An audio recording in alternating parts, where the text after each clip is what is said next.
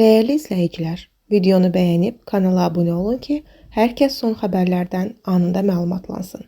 Türkiyənin Çanakkale vilayətində Azərbaycanlı qadın evlilik vədi ilə kişinin pullarını ələ keçirib.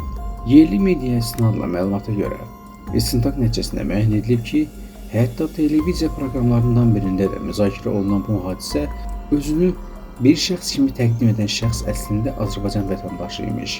İstintaqın məlumatına görə, o, Türkiyəli şəxsi evlilik vədi ilə aldadaraq 800 min Türk lirasını ələ keçirib.